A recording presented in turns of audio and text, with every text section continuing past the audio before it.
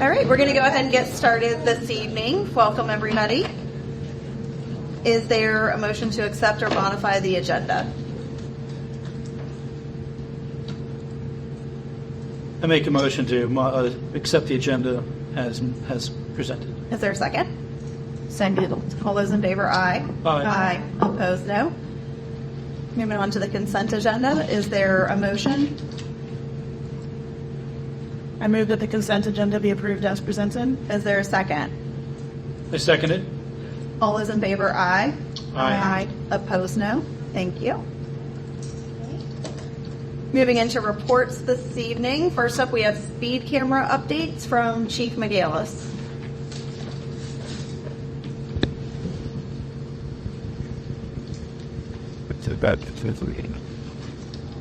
Good evening, ladies and gentlemen. Come to you tonight. Dr. Ballard asked me to stop by and just give you guys an update on the progress with this speed enforcement camera program that we started last year. As you guys know, last year we started the program in February. It began with a 30-day, extended it a little bit, public education portion where we were trying to make it very transparent of what was going on. Our goal was certainly not to hide the ball, and we wanted to make sure that we took every avenue to let people know what we were actually doing and where these cameras were, when they were going to be operational. So we did that from February through March. March was a warning period, so it was about 42 days, I think it was, where violators did not receive monetary fines. They got notices in the mail of violation, but they were just warnings. And then we started in April sending out actual violations. As you know, we started with that, we did a 5-day study on the 4 areas, and just to remind everybody, it's the Chrysler Road area at Ressie Jeffries, Warren County Middle School, Leach Run, Skyline Middle School on Ray Avenue, and then AS Roads, the Strasburg Rand area. There are not speed cameras at the other schools. Our initial findings for a 5-day period, there were almost 8,000 violations in a 5-day period. By the end of the school year, that five-day average was down to 491. So we recognized a 93.9% reduction in speed violations at those 4 school zones. I don't have the data yet for this year as we just started, but I do have the number of citations that were issued last month in August. School started second week of August, so 2.5, almost 3 weeks. There were 628 violations over all 4, which, I mean, the proof's in the pudding. In my estimation, it's been wildly successful. Anybody that's been in the school zones, all of them, over the last half of last school year and this year, the difference is just dramatic. The number of complaints that I've had from people speeding in school zones is non-existent anymore. We used to get it every day. So just to make everybody aware of some of the procedures, we've changed a little bit. You may notice that the posted signs where the school zone times are in effect, the flashing lights begin flashing 5 minutes before that time happens. The cameras are not activated until, I think it's 3 minutes after that time frame. So there's an 8-minute window where the flashing lights are activated, but people aren't actually getting violations during those time frames. The reason we did that is to give kind of the benefit of the doubt to those that enter the school zone at 7:59 and 45 seconds, and they're not, the lights are not flashing, but they begin flashing in between the indicator flashers where they're at. So there's a little bit of a buffer there, so people know, okay, I'm coming into the school zone, I need to slow down. And then the violations are only issued after, there's a 3-minute window after the time actually begins where a person we'll get a ticket. So we've tried to take some of the, as many of the gotcha arguments away from the program. And we've been pretty successful with it, so, and thus far. So do you guys have any questions? Anything else that? One question, is it, I thought when it was rolling out, there's something about if you only get a ticket if you're going, was it like 11 miles over? Or 10 miles, it's 10 miles an hour over. Okay. So the cameras do not, and again, just to educate a little bit on that, the cameras, which you see on the internet, right? The cameras, there's always power to them. They only capture images during the time that the school zones are actually in effect. They won't take a picture unless the light is flashing. So, kind of the argument that, oh, the flashers went on. The camera will only activate. There's a module in there that only allows the camera to take a photograph if those lights are flashing. And again, we've got them set, and they're vetted by an officer as well, for 3 minutes after that time begins, to where those images are captured. And the camera will only fire if the LiDAR detects a speed 10 miles or more above the posted speed limit. Thank you. Can I ask about days like tomorrow and Friday when the school will be out? Right. So sometimes, and some of it is older infrastructure, to where we can't actually turn the flashers off. So they may still be flashing at times, but we have an officer that vets all of the violations. And we mailed your calendar out to the company before school ever started. So there should be no violations that come out on days where there's teacher work days, things of that nature. And we also, we keep a calendar, and the officer goes through that is assigned to it, goes through it. So if we have a weather day that's not on the calendar, and they're actually looking at every violation to make sure that school was actually in session and that the violation was noted during the time frame in question. And I assume if something slips through, then they... Absolutely, they can bring it to the PD or argue it in court. So, if we find that the violation did slip through, we can take care of it at our level. Now, if So if it was a weather day, they wouldn't have to go to Florida. Correct. You would Yes, ma'am. Say, yeah. Yep. And we have had a couple of instances where there's been an anomaly and the officer just, kicks it. So it's happened. It's been a hot topic on social media. Want to cover some of those weather days. And Always is. vehicle days. But I mean, drive through the school zones now as opposed to a year ago. I mean, I noticed it for sure. Well, I noticed the guest bowl. Any other questions for Chief Medios? Thank you. Yes, ma'am. Thank you. Next up, we have a report from our school resource officers. This one.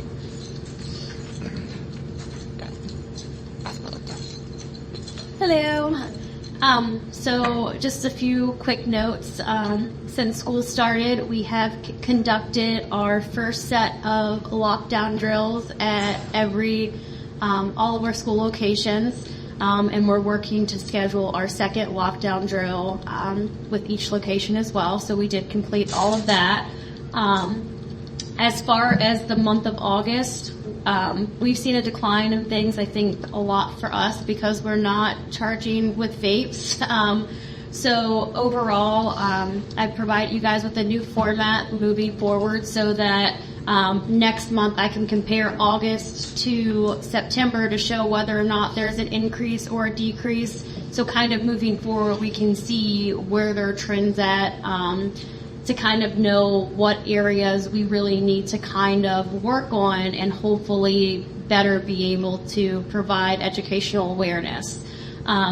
So on here, overall we only had 19 calls for the month of August, 8 of those being threat assessments, which for those of you that or those of us listening that aren't familiar with threat assessments, is sometimes that could just be as something as simple as somebody making a statement about a gun, which could in turn up being about a video game. But if we hear those words, a threat assessment is usually conducted. So although when you look at the paper, you see threat assessment and there's 8, it's not necessarily that there were 8 threats that we worked. Sometimes those threats are a teacher or another student overhearing a kid talking about a gun, and then we investigate those to determine, what was actually said, what was involved, and a lot of times it's typically them talking about video games and somebody just overhearing those key words. So I did want to explain that.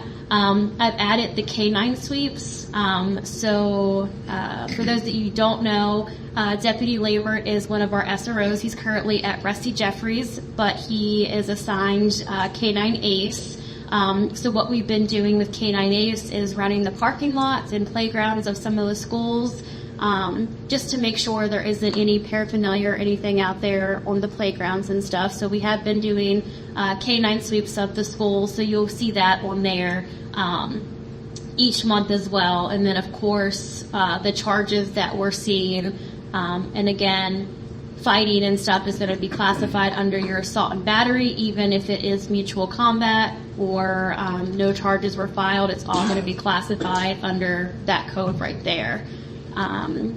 So, any questions for me? So no. Thank you so much. You're welcome. Next up, we have an ESS update this evening. Mr. Hall and Mr. Smith. Yep. Good evening, how's everybody? Do you guys have our presentation? You guys have it, and we kind of walk through it with you, and hopefully you guys had a chance to look at it. My name is Andy Hall. I'm the Vice President of Operations, and handling the Warren County account. And with me I have John Smith, who is one of our regional managers, who's also handling the account. And then obviously Amy Chanley is our on-site manager here now in Warren on a daily basis. And she started with us right, the first week of August, and has really jumped in feet first. And I think in her first 3 days, I sent her to the community affair event on Saturday at the high school. So she's really kind of gotten in and met with all the school leaders, principals, vice principals, campus users, obviously HR team we work heavily with, just to kind of go through some things that we've done. Obviously, Red Rover was a big piece of the transition that we did. And we were actually able to get that done before Kendall went on maternity. So that was really a nice piece that we were able to get that done with her, get those systems set up, and then also, make sure that we did training with campus users, principals, administration, teachers, and the HR team also. So we had a chance today. Rachel was 7 days, 8 days in, so we got a chance to meet with her and just kind of talk with her about where she wants this program to go and what we want to do. But we put together a presentation. We'll give you guys information every month, and if you guys see things that you want to see in this, in addition to what we do, we'll be more than happy to get it for you. So everything, a lot of things like the quarter days we talked about before is now in there. Just so you know, we aren't providing substitutes for quarter days. The schools are handling them in-house, so it's just basically half day and full day. And then obviously within the Red Rover system, it's a little easier to use the frontline, but they're all learning, so we've had a lot of changes over the last month. And since Kendall came back a few weeks ago, also working with her a lot on additions that she wants to see. So we've clarified a lot of that. So I think working with Dr. Ballinger, one of the other things, that we have is you have a budget by school. So we have a budget designated amount of money for the year for each school. So they know based on what their allocations are and what their numbers look like, where we're going to start and where we're going to end up. So I think last year we had 36 building-based subs. I think today we only have 8. And they're really selected based on, not in the elementary, they're all in Skyline and Warren Middle and High School. So, and based on need. They're kind of the changes that we had, obviously with Amy coming on board and John and myself, making sure that questions are met and answered and on a timely basis. Amy has office hours every day in the administration building, so if substitutes have questions or people onboarding have questions, they can come and see her and ask those questions also. So, just a lot of things that we have kind of revamped and got into place just to make for a smooth transition, as we moved into the school year. We're about a month in, today. So we gave you some stats from August 13th to now, just for August, just for a month. And we'll give it to you by month for the previous month, for all of your board meeting data. So with that, obviously there's some there. I kind of talked about most of the changes. We also clarified all the long-term rates that you guys have. I think you have 7 open long-term positions that we filled 5 to date and still working on the other 2 there. All 8 building-based sub-jobs are filled there. Just obviously for hiring, we're making it, it's the same process, but we're just making sure that they have, new applicants have help. And we're, days to hire is really critical for us.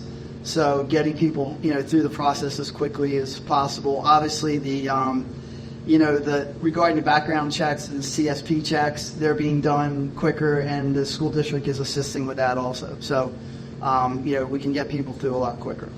So I'm going to let John run through some of the numbers and, kind of talk about where we are. Ken Grimm. Thanks, Eddie. Hey, everybody. Like Andy said, my name's John. Just some quick numbers going over. For the substitutes, the district fill rate would be at 70%. The national average would be 67%. And right now, we have it factored out, so the numbers are all plain and clear. We factor in the building sub-coverage, where we assume in the buildings that a building sub will cover an open absence as far as the allocation. When we kind of reformat and we add those absences and we take the other absences out, we end with a 77% fill rate for the month of August. Just some other statistics. 55 different subs picked up subs assignments in Warren County. That's a great number. I have to keep you voting on that as far as difference. Mandy mentioned before, we have the 8 building positions filled. We had 5 of the 7 long-term positions filled. If we go over into August, just kind of looking at a snapshot, which I thought was some nice numbers. Absences requiring a sub, 485, filled 346 of them. We do see a number of late-placed absences, 60. Were placed after the start of the school assignment. Those are assignments that will be unable to be filled because, again, the assignment started at 8 o'clock and it's not placed in the system until 8:30, 8:45. The system itself will not provide notifications to the subs. It's a default of how the Red Rover system works. But we're working with the schools in order to get them placed earlier. I believe that there was an adjustment made as far as the approval process, and it's not solely allocated to the principals anymore, that the administrative staff can go through and unpend the pending assignments, which will open it up earlier for the staff to be able to fill them. For the month of August, we had 138 unfilled. The highest fill rate across the schools would be Rhodes at 96%. Leslie at 56% would be the lowest. Brings us to that average fill rate after the building subs of 77%. So we'll continue to work on the lower schools, and again, keep working hard at the schools that would be successful at. I mean, one of the things that we also did, so on things that come in after the start time, what we're doing also is we're splitting those jobs so that we'll make a PM job. So we'll make it so if it's after the start time, we can't get somebody in the morning, we'll put a PM job out there, and Amy will try to fill the afternoon job with a substitute for the afternoon. While that'll provide additional support, it will kind of skew the numbers a little bit because it'll take some of those absences from being just a singular one-day absence and breaks them into 2. So what we had seen a couple of the late-placed absences were they'd missed the start of the school time, probably because they got the information right around the start of school. Placed the absence by 8:30, school started at 8:15, they're not able to have it. But for that second round, for that 12:30 to 3 o'clock, the afternoon shift, if we can get those assignments in there, we have the opportunity to reach out to the subs that aren't actively working, see if we can get them, wrangle them in for a PA session. I have provided a breakdown of all the absences by school. I'm not going to go over all that, but it has the total filled, lace plates. True absences would be those that are just assigned in the system. Unfilled, negated by the building-based subs, which again, the building-based sub assignment itself in the Red Rover system creates an absence of its own. So if you had a building-based sub and another teacher call out, you would see that there would be 2 absences in the system. However, we would know that the building-based person would cover that absence that's open. So it would actually negate the other, leaving us with a fill rate of 100%. So, since we're talking about numbers, can I interrupt real quick and ask a question? Because I just want to make sure I'm understanding the numbers correctly. So on the slide number 8, where it says substitutes district fill rate, you said 70%. After factoring in the sub coverage, 77%. But then I'm just curious why the numbers are different. When you have it by school, then you have a total at the bottom. The numbers and just the percentages are different. They don't reflect that same 70. Because what we had taken out was, I had taken out some of the late placed absences. Since those are unfillable absences, I negated those from the absences by, where all the schools are clean. Because with those being negated again, those were, we haven't had an opportunity to fill those. So when we take those out, we'll see the numbers skew up to the 72 and the 79. That small percentage difference there. Gotcha. Okay. Thank you. Sure. Can I ask a similar question on the slide? In between those two, you have absence requiring sub 485, filled absences 346, late placed absences 60. What are those late placed absences? Are those included in the 485? Yes. Okay. So out of the 485, 346 were filled, 60 were late placed, so you couldn't fill them, and 138 weren't filled. Correct. That's what we're saying? Okay. Yes. Thank you. And the difference between the 70 and the 77 is the building-based sub is one assignment, and then the absence is assignment, and we're not taking the building-based sub and putting them in to cover an absence. So they're out there, they're still out there on their own. So it just kind of increases the fill rate, but they're not showing in a filled number. They're showing a filled number as a building-based sub, but whoever they replace in the school is still unfilled.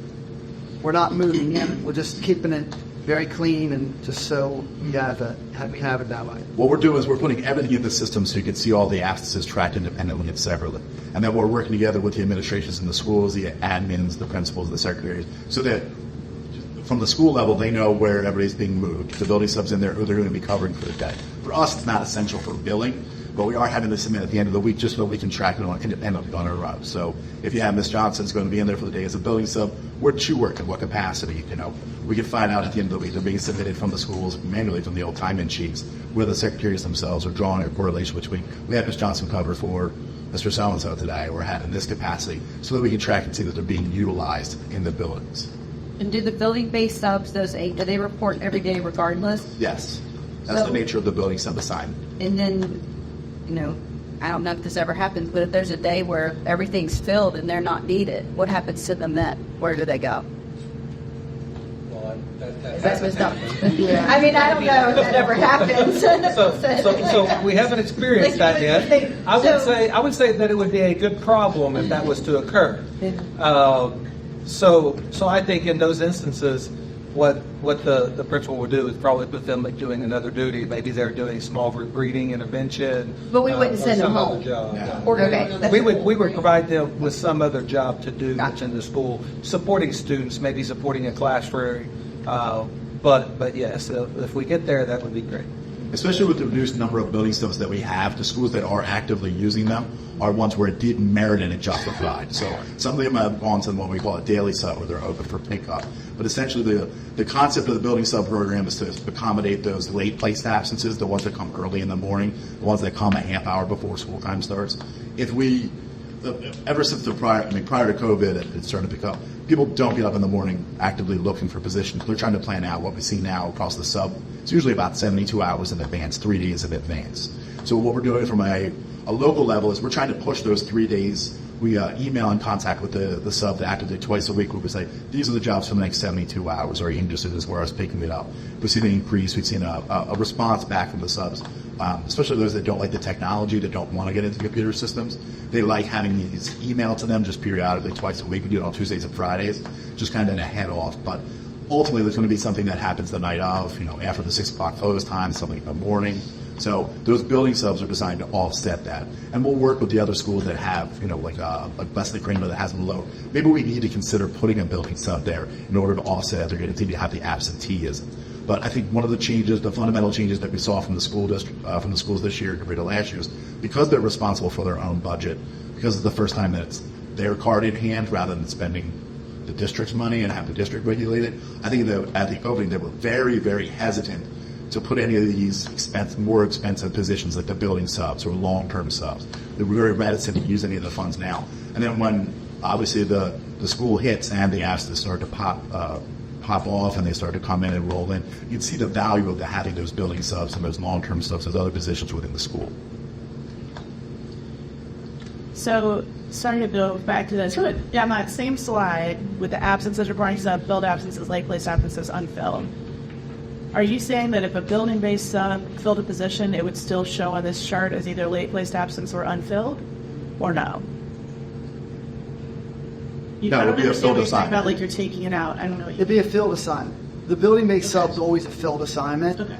But what I'm saying is that sub filled in for somebody else, that's going to be an unfilled assignment. It's still going to show. What is? It's going to show unfilled, like, so, So if Jonathan Smith is the building-based sub and he comes in, he's being filled. Andy Hall is the teacher that's absent. He's in for me. I still show as an unfilled absence. The system will show 2 absences. Yeah. It'll show an absence for the building sub that's filled by the building sub. It'll also show Mr. Hall's absence from him being absent from the school. How does that show up on this chart then?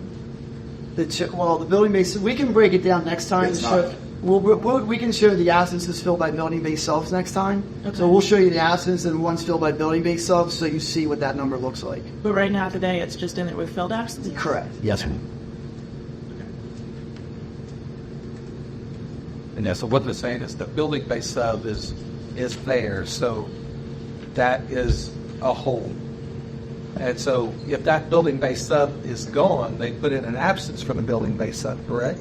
If they show. If they don't show up, and so you would have a sub filling in for the building-based sub. I see what you're saying. But since that building-based sub is there, and if this teacher is absent and they couldn't fill it out here with another sub, then they're having that building-based sub fill that position, but they're still showing it as a vacant or as an absence needing filled because the building-based sub filled it.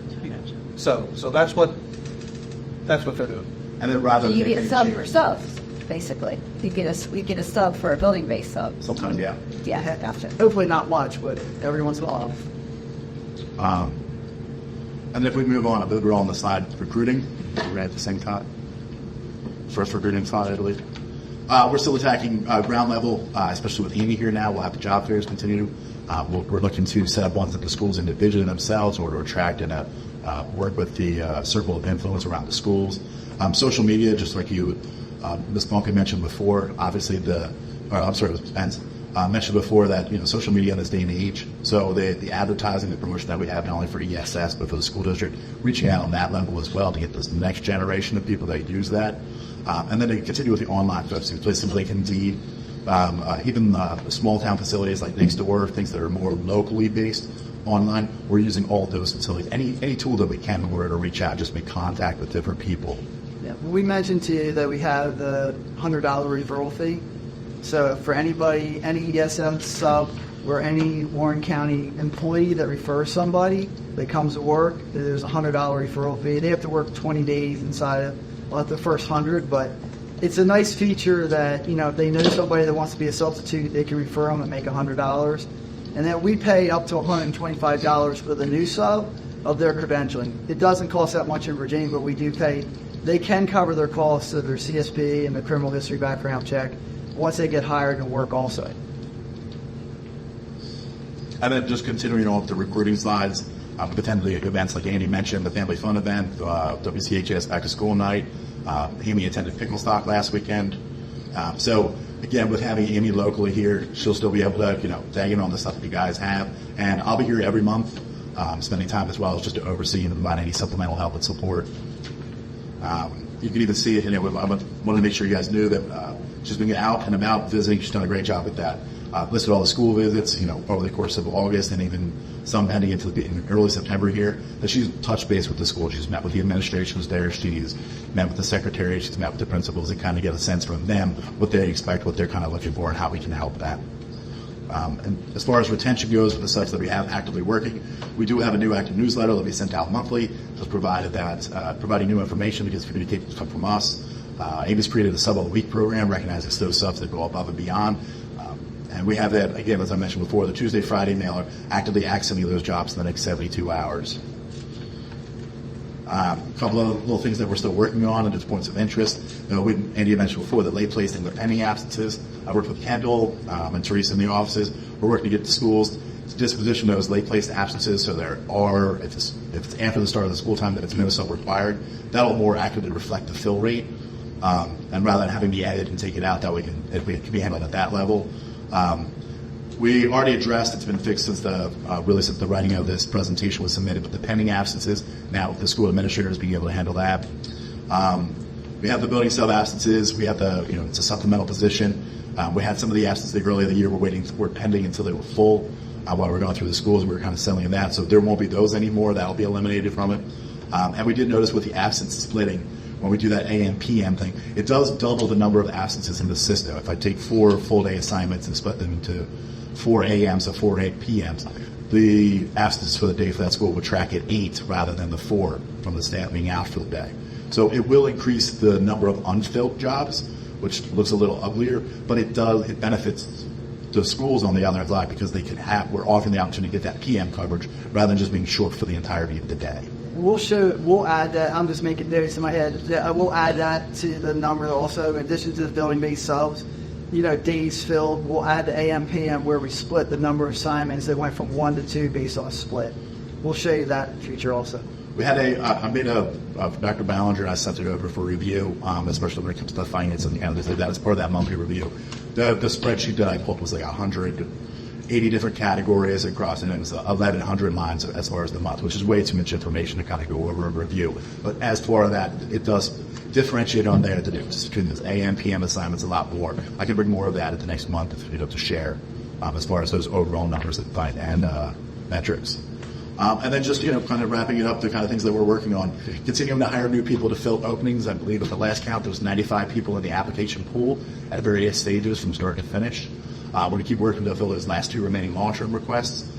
As I mentioned before, we'd like to get some job fairs hosted at the sites, the locality, again, finding new events, kind of things that are going on in the community, whether it's pickle stock or anything else that's kind of coming up. And Andy mentioned before that Refer a Friend program. About 73% of the people that we work for, according to our independent surveys, started working for us based on referral that somebody else had told them. So that's our best tool to find new subs and new people to help us out and work. Were there any questions? I have a question. One of the things that we care very much about is the spending, and you mentioned keeping track of it. It'd be great to have this on the report as far as where we are at the budget, how much we spent this past month, and what percentage of the budget that is. Yeah, we'll get that for you. We're still working on some billing and for the first month, so we're working on that. But in the next report, we'll give you August spend to budget. We'll give you September spend to budget. Great, thank you. Yep. I wanted to ask about, we talked about the late filled absences where I understand it comes in at 8:15 and school starts at 8:30. You can't fill that. You said about 72 hours is the optimal time where you would love to know about those absences.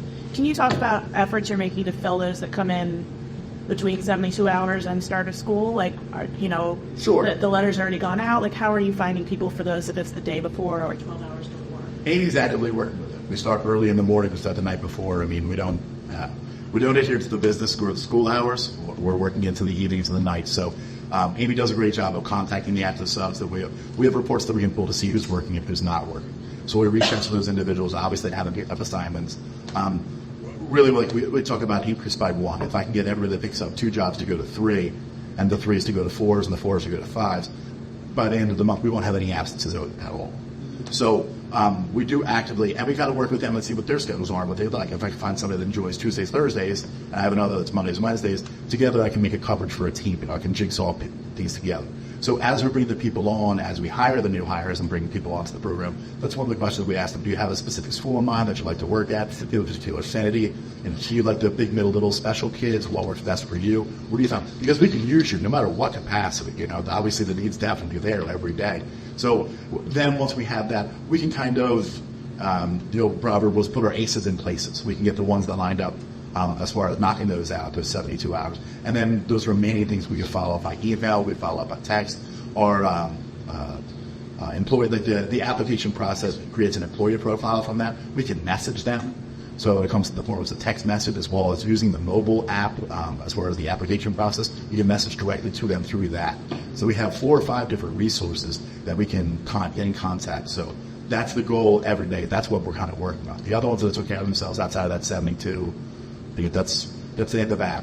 What we're really focused on is, again, that 3 days. So that's why we target that 72-hour window.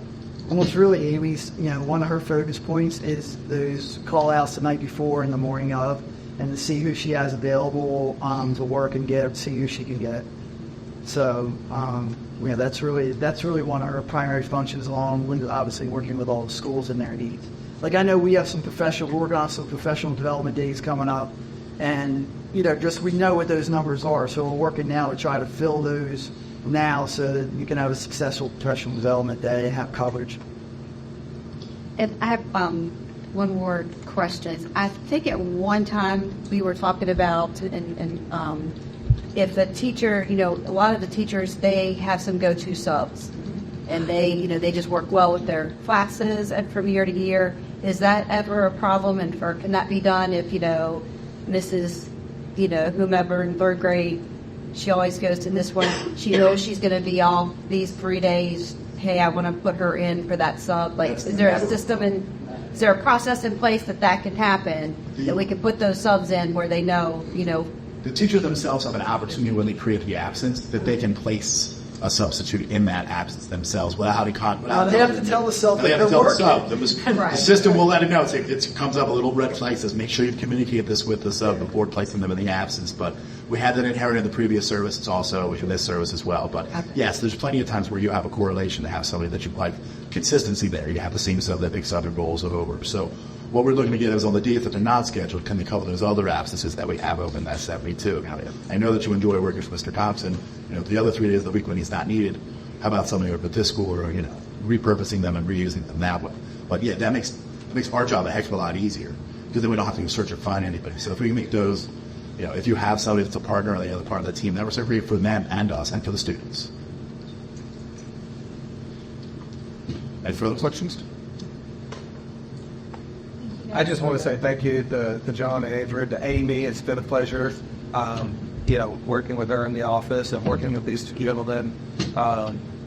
So I just wanted to say thank you for them, but for the work they're putting in, and making sure that we're getting subs in our classrooms when we're needed. So I've had a few positive emails coming back so far this school year from teachers and parents about the substitute interactions that they've had. They've been really positive this year so far. So, and I did receive some information from a teacher too, say that the quality of the subs this year, they've seen a notable improvement. So thank you. Some stories out there when I know me that I did, I'd say, but that is what it would be. And the idea behind that was they get excited. They're like, oh, I sent my name in the email, or, I get some year for school that I like to sub at. And that really, really kicks them into wanting to accept those assignments. So I think being able to, find those little things that will resonate with them and will want them, coming back to the schools is really helping in the morning. In the morning of, they're like, oh, shoot, I got this, So those little pieces I'm trying to implement so that, mornings up are not adding carry. And we have people that are motivated by different things. Some people appreciate the recognition. Some people, we tried gift cards. We tried to, incentivize that. We didn't see a big response from some of that. So sometimes just the notoriety of having the sub of the week or being the sub of the week or the recognition from you or, from us and from the company and from the school, that's enough for some of them. They prefer that over, a $20 gift card or, a Wawa thing or a little trophy or something like that. Because again, it's something that resonates, that shows that we acknowledge the good job that they're doing. So. All right, thank you. Appreciate it. There's a couple things we'll add to this report for you next time. If there's anything else you think of, just let Dr. Ballinger know, and we'll add it for you guys. All right, thank you. Thanks so much for your time. next up this evening, we have the August 2024 financial report. Mr. Valentine. Yes. Hopefully you have a copy there of access to one of the financial status summary for the month of August. It's a very similar format to what I showed you for July. What I did do was add another column both in the revenue and the expenditures on the summary page there for where we were at percentage-wise year-to-date last fiscal year versus this year, sort of give you a feel for, well, are we trending faster, slower, whatever, whether it be for the receipts or the expenditures. And then the rest is pretty much the same as before. I really don't see anything that's jumping out right now. I will say this, early on it's a little difficult to trend because timing of when invoices are received and things like that can affect it more early on than it does over the course. There also, when I do the September report, if you'll compare, and there may even be some lines or areas where the expenditures are less than they were in August, and that's because anything that is attributable, any expense that's incurred that's attributable to before June 30th of 24 has to be accrued back. So we pay it, and on a cash basis it pops up here, but I just completed today doing those accruals, and they were close to $800 and some thousand. A lot of that being for the tube construction projects, because we don't get the bills till July and maybe not pay them till the end of July or 1st of August through June. But some things will be less next time than they were this time. And I guess I just basically asked, is there any other information or way you'd like to see it that can help you? And again, as we go through it, it'll give us a better picture the more history we get in there for this year as far as where trends are going.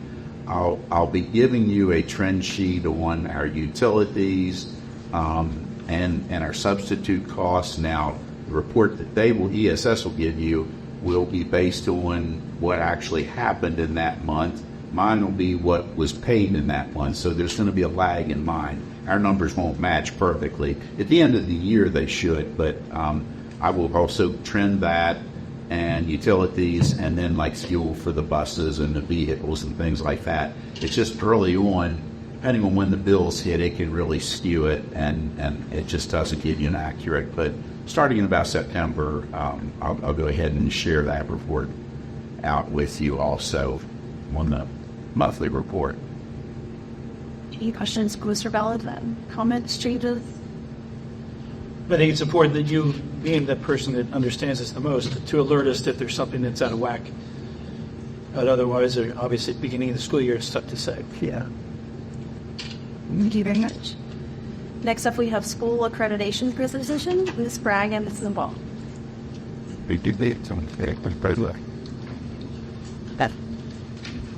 Let us go our presentation.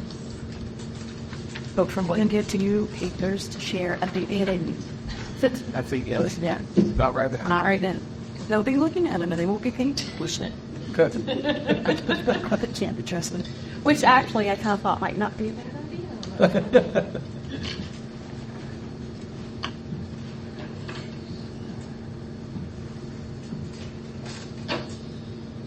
He'll wait though. Then he knows. You want to go Stiff. Like a straw. You can go over there.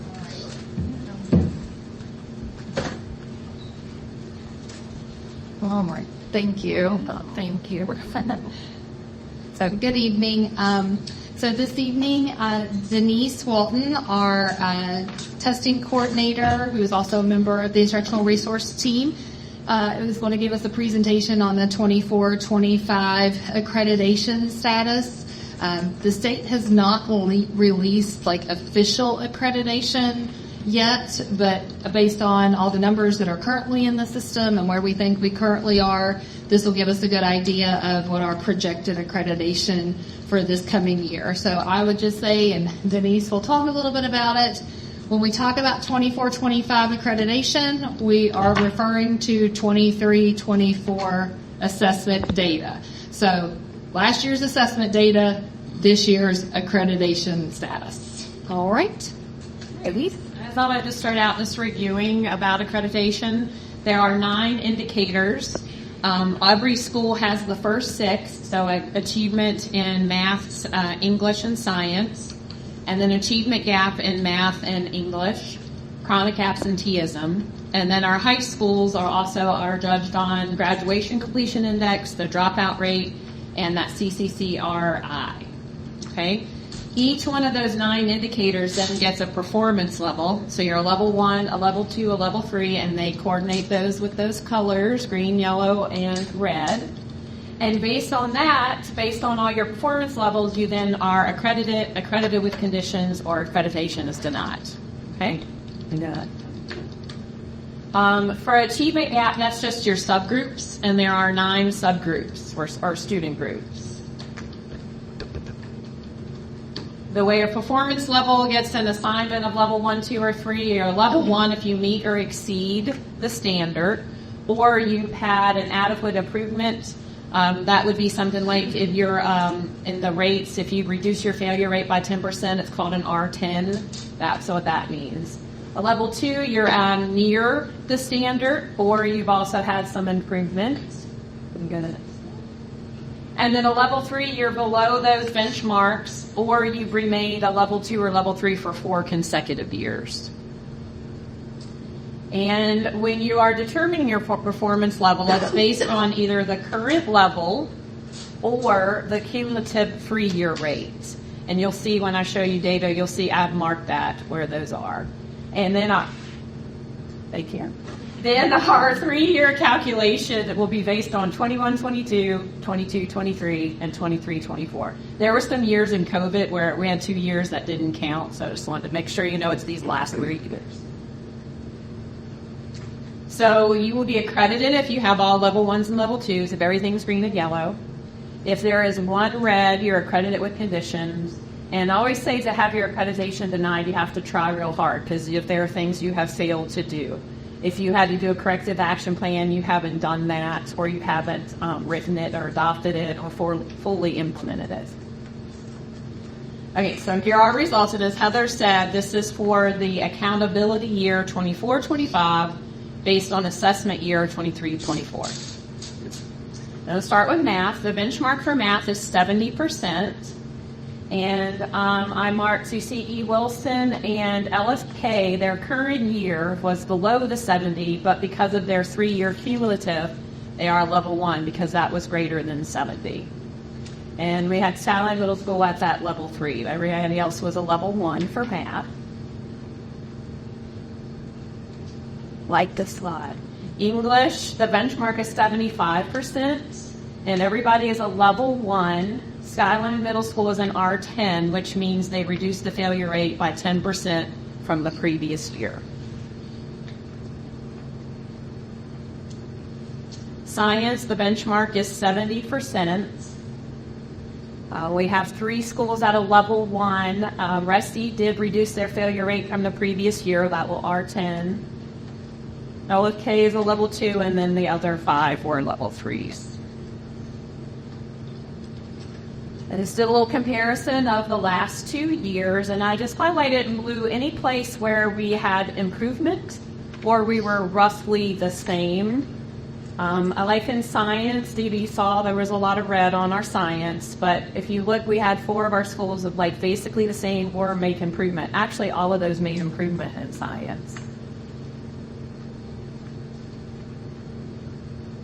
And then achievement gap for math and English, remember those are your subgroups. And that's what that looked like in English. Everybody's a level 1 or level 2, and we did have some level 3s in math for those.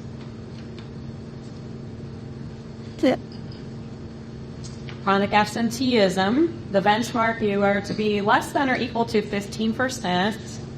And we have a lot of level 1s on there and a lot of R10s where they reduced the rate by 10%.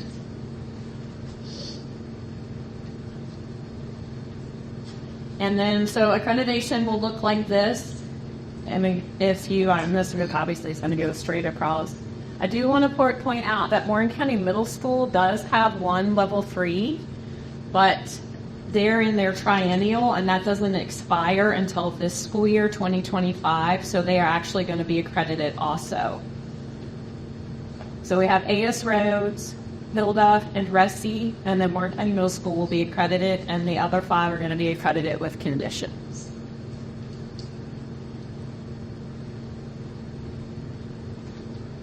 Sis Heather, and then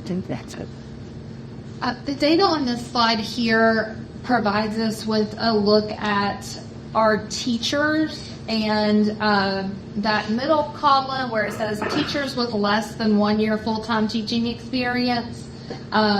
Then the next one over, the percent of teachers that are teaching on a provisional license, and our average teacher experience in the last column.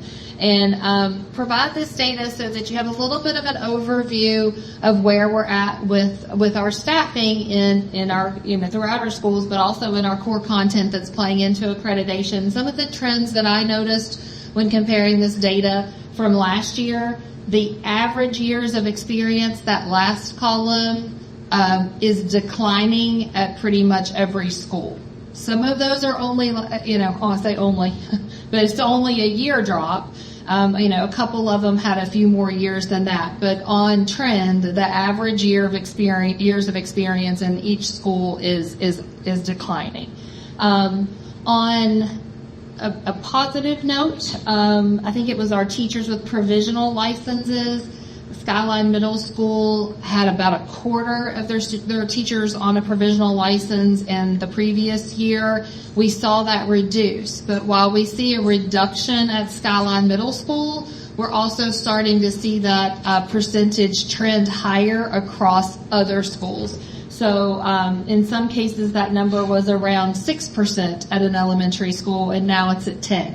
So we do see a reduction at Skyline Middle School with more licensed staff, which is positive direction for Skyline Middle. But what we're seeing is a creep of that not fully licensed, highly qualified instructional staff is starting to come into play throughout all of our buildings at a little bit higher numbers than the previous year.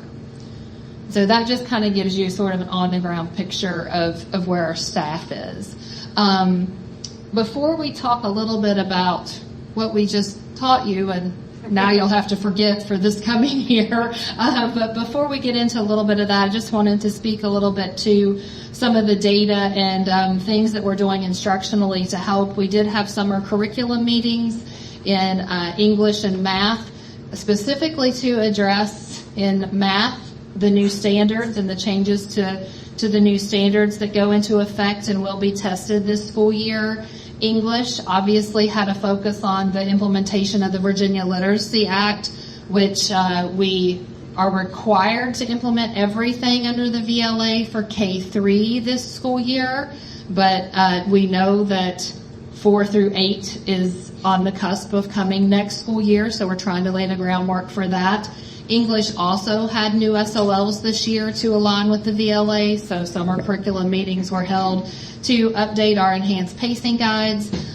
Warren County uses CIP for our pacing, but we, the curriculum specialists on the team, have created those enhanced pacing guides alongside the input of teachers, administrators, instructional coaches, and meeting with those individual grade levels to get their input. And we've had good feedback from teachers on how helpful those are, because it's basically a one-stop shop of instructional resources that are aligned and that teachers can have access to and click on to help work through their planning process.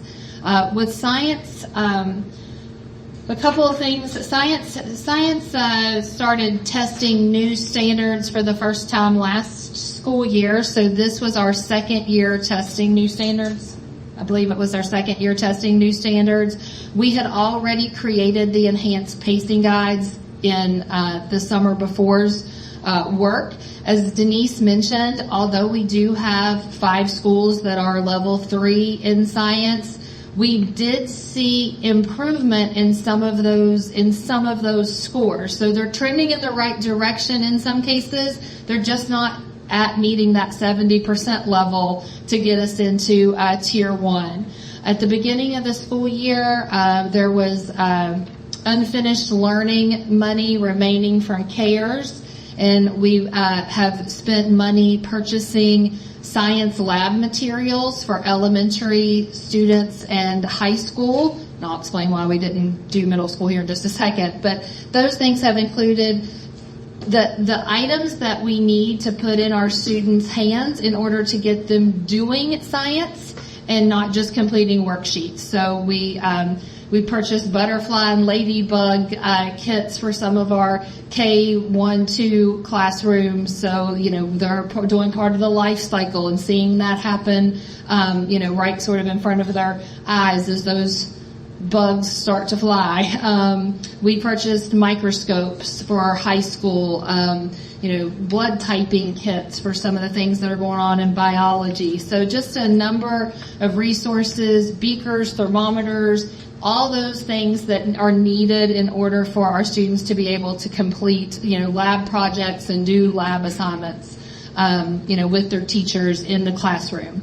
The reason why we didn't purchase for middle school, when we adopted STEM Scopes, which is our county purchased science curriculum for middle school, every year that purchase includes the boxes being sent of the consumable lab materials. So middle school is well covered with the lab materials in order to do the projects that are part of their curriculum.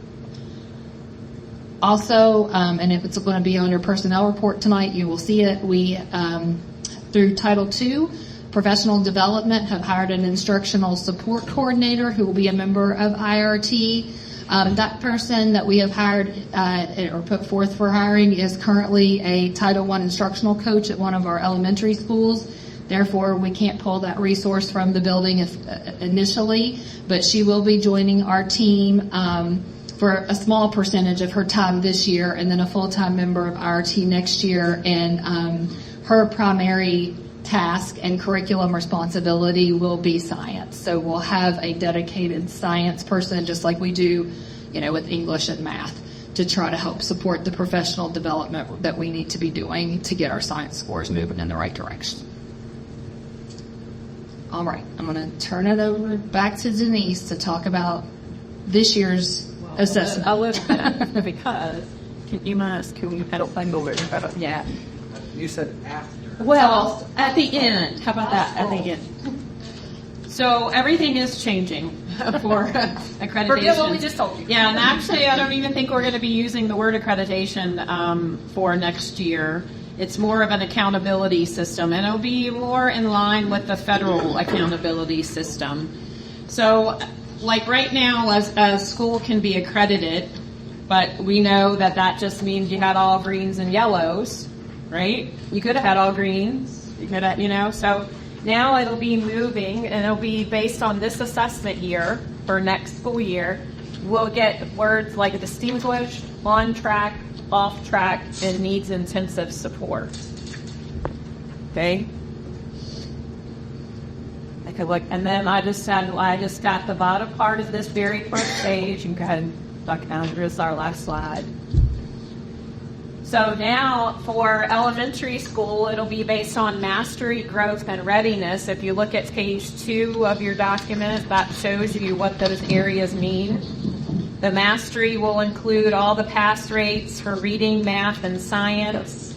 And then the EL students take an access for LSTATs. That'll be included in there. There'll be 25% growth. Okay, what their expected growth for reading and the expected growth for math was. And everyone will be able to show growth in this new system, not just students who fail, which is nice. And then readiness, that's where chronic absenteeism will drop in, and their 5 C's performance paths. And unfortunately, right now, I don't know what any of this looks like. This is all we've been given. I haven't learned anything else about it. At the middle school, they had the same 3: mastery, growth, and readiness. It's just that the percentages have changed a little bit. And the readiness has chronic absenteeism, advanced class coursework, and then the career 5 C's performance task. And last, our high schools will have mastery, readiness, and graduation in there. I would like to take questions on this, but I don't know that I have any answers right now for the new system. Do you know when you expect to have more information on that? No. Dr. Ballinger's had a couple things that what they'll do, the first thing I think they're going to do for us is take our data from this year and put it in the system and to show us where we stand. So I had a Region 4 meeting on Monday, and we had the Virginia Department of Education come on, and they walked through a spreadsheet with us that they're sharing with superintendents and testing coordinators to where we can actually enter our information. And it's only right now ready for elementary. They have nothing ready for middle school or high school. And so I went through that on Monday in my Region 4 meeting, and I was talking to Denise a little bit earlier today about, we need to get, when we get this spreadsheet, we can walk through it, put our information in, And so we're going to start looking at that just to kind of see where we're at. But that's still, there are still a lot of questions that we have concerning this information. And I believe that when they ran this, there's what we're hearing from the state is almost 70% of the schools will be off track. And I believe that's correct. I'd have to go back and look, but it's Across the state. yes. That a very small percentage will be basically Distinguished. distinguished. So we had some questions for the state from Region 4 superintendents to go back and to look at some of the rules that they're applying some of these things for on how you get this. Because the way the point system works, you have to have 90 points or above to be distinguished. And when you start entering on that spreadsheet and you miss a point here or 2 points here or a point here, and it's you're only missing by 1 or 2 points, which means you're still scoring well, it takes you out of that distinguished box. But that's a really good school when you start looking at pass rates and things of that nature because of the thresholds that they have set. So we have some concerns about that as administrators on what that would look like. And we did talk to the video rep while we were there and just had those discussions. Ian.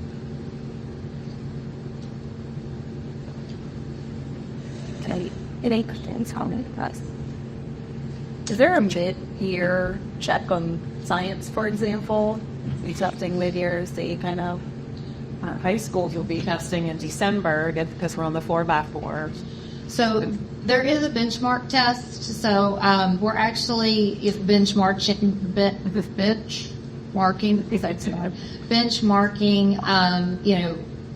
At the 9 weeks for 4th and 5th grade and middle school, and high school would also benchmark at the end of the first 9 weeks since they're on the 4x4 schedule. So we would have, some CIP benchmarking data that we can certainly bring forth to you all at that time to sort of see how we're trending compared with last year's data. And then, as Denise mentioned, our high schools will SOL test at December.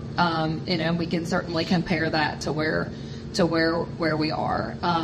So those would be our two sort of benchmark and high school SOL indicators would give us a mid-year point as to where we're at.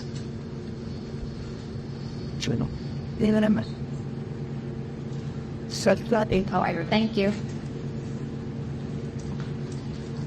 Next up this evening, we have the action agenda, and we have the approval of adult meal prices. Is there anyone from the public that wants to speak on this? Dr. Pastor.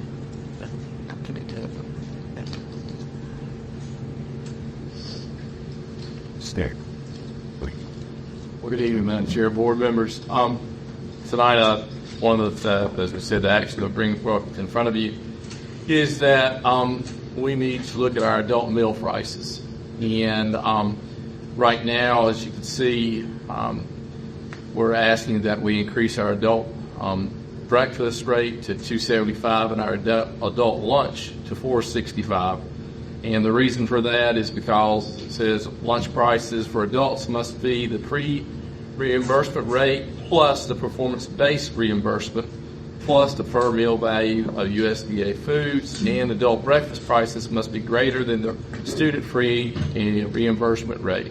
So to meet the DDOE regulations, we're asking that we move that Warren County School Board approve the adult breakfast rate to be $2.75 and the adult lunch to be $4.65, and this will be effective September 23rd, 2024. Board approves.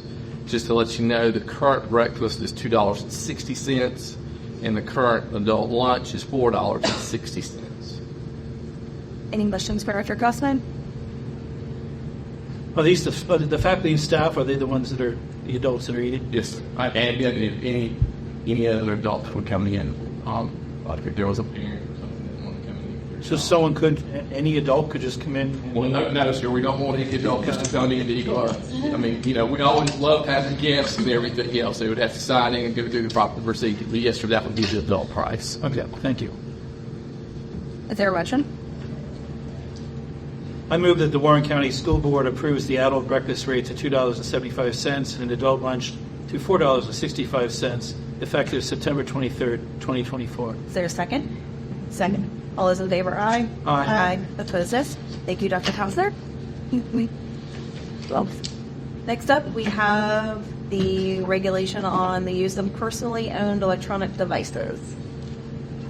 Madam Chair, board members, as you know, we were the regulation that we put in front of you for our new personally owned electronic devices we bought, and then the governor said that they were going to put out a guidance issue, and that did come out. Actually, came out on Tuesday.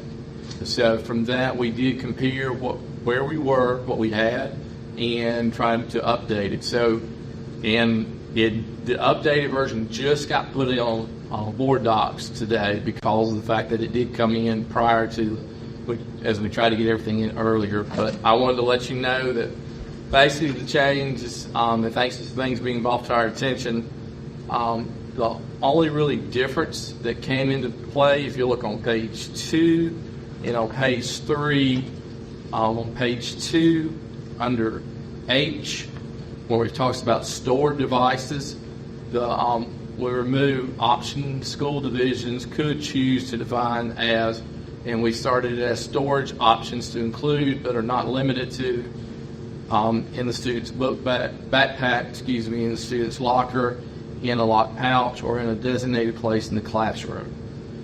On the bottom of page 2, under A, where on the middle school, we had outside bell-to-bell instructional time. That was changed to outside bell-to-bell school day. Then if you'll go to page 3, under high school, it did say outside the school, outside of the bell-to-bell instructional time. We had changed that to school day. And then under number 3, we changed during bell-to-bell instructional time to during bell-to-bell school day, so that it was consistent throughout. Those were the only changes that were made based on the document that was submitted earlier, compared it with the updates. Now, again, with some of the guidance that was submitted by the governor, there are some other things, procedures that we'll have to work on with safety and security, what they were talking about, but nothing that deals with this regulation. So, and I know this is just up for discussion. Is there any questions you have for me or any other items that you would prefer us to look into? So, are we to assume that whatever the guidance was the state put out pretty much matched what we said with those few exceptions that you just mentioned? Yes, ma'am. That's what we did. Is that when it came out, we compared it to make sure that our verbiage was it's almost identical to their verbiage, and to make sure that it did meet on its bill. Indeed. And is your plan to carry this over to our October meeting? Yes, ma'am. Bring it to the next. Bring it up to the next board meeting for approval. I think one thing that the board should discuss is, this is supposed to be enacted by January 1. Now, of course, ours is ready. Do we want to go ahead now and enact, or do we want to use this time to start doing some things? Because it's going to be a big change for some of our schools where it's fully activated by January 1 as the governor's order is requiring. So I think that would be one of the discussions. And I know we haven't really talked about that in cabinet much either, as far as what our timeline for this is. We currently have one with instructional time, and we know it's going to be specifically at our secondary schools and our high schools. It's going to be a huge change, and it's going to take some time to work through some of those road bumps. I know after our last work session, we pushed out the survey that VDOE had out. At this point, this full document hasn't been sent out to parents, other than if they came and looked at our agenda, you want to 4 ducks, and you can go ahead while it's confusing. Could we, as a board, vote on this in October and set a future effective date? Like we chose to, could we say effective voting July is 1 now, is it'll be effective January 1st? That way there is time, enough discussion. Because that's when the executive order, once it in, I believe, am I correct? Yes, sir. January 1. January 1, it has to be into effect. Also, I'm sorry. so go ahead, sir. I would like to, for you all to consider or possibly discuss that when the decision is made to implement this, it's not done cold turkey. In other words, so this is given the administrators the opportunity to work with the children, to educate the children through a set time frame, so that it's not automatic that if a student shows up with earbuds in, they're automatically receiving a referral for that. I think that there needs to be some time to educate because this is, if you've seen some of the documentation about it, it's almost an addiction with cell phones, and so we need to work with both with our youth to help them understand, and work with our adults too. Like the implements as well, because like a soft rollout was Yes. 2 months before it gets, And the that's- opportunity to educate and reteach for those moments. And I do have a question too about, I know we define the school day as the time of arrival of school property to the departure. How does the bus transportation, how is that impacted by this, or is it? So we're allowed as a division to say what happens on the buses. So because we already had that phones could be used on the bus, we didn't change that. We didn't touch that because it was, we still have on there, you can't video, you can't do, we still have those guidelines in there from the previous one concerning the use of a phone on a school bus. But I could essentially see, a child wearing their earbuds on the bus and just, nonchalantly getting off the bus, doing his or her thing and forgetting that, I have to pop those out. So, again, I think we do need to allow for some learning and pivots there as we move forward. I agree 100% not to, or cold turkey implementation. Well, and I think if we start doing that now, start having those conversations now and say, okay, by the end of October, we're going to be here. By the end of November, we're going to be here. By the time you go on Christmas break, we're going to be here. Here's where we're going to be January 1 and come back. And including the bus drivers as a part of that, so that they can be proactive in reminding the students that when they stop that bus before they get the kids on the bus, just standing up, giving a simple reminder, to be proactive and help them. If they had that on there, they can take those earbuds out and everything until you get to January. I think it'll be essential that whenever we do mandate it and say this is it, we're going, that everyone's enforcing it the exact same way, because we can all be the bad guys at the same time. But if someone starts allowing it, then that's where the problem is. Correct, and that's why I think if we use this time now, even though we have it ready, we don't enact it right now. We put these things that we can work with principals and put these things in place and work with parents and put those timelines together, that when it comes January 1, when the school comes back from Christmas break, then we're getting things, and this is where we're at. And I like having that timeline and making everybody aware, communicating that, getting it out there so they know, we've given every opportunity to make sure everybody makes those changes.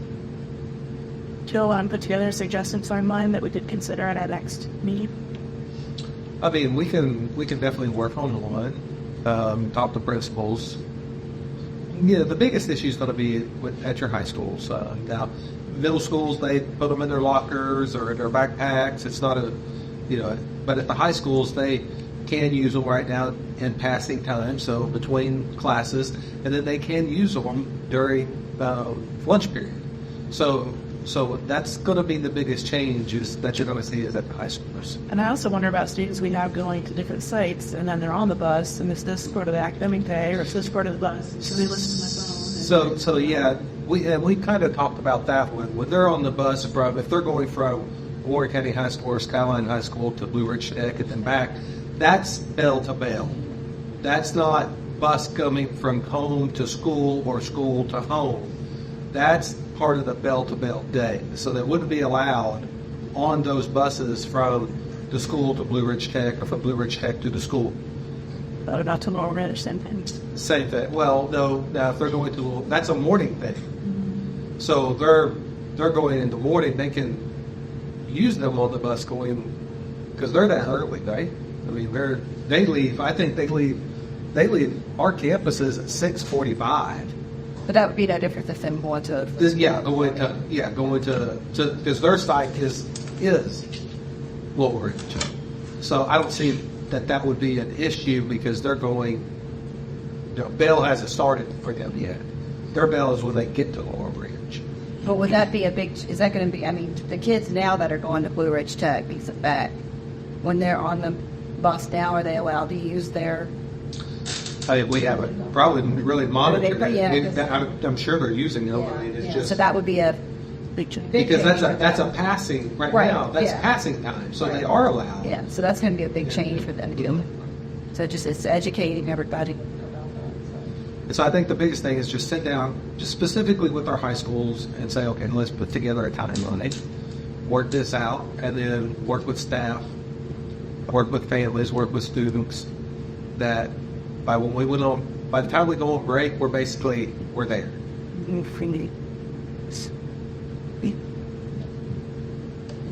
And that would be my only recommendation. So we'll work on maybe get something to go freshman like just next week, and we can put together a timeline and give it to certs. Thank you. Next up, we have metal detector demonstration. Patrick goes. Yeah, Dan, I want to first thank you all for, again, this opportunity just to briefly talk about safety and security, because I know that I kind of stiffened over just a little bit talking about safety and security.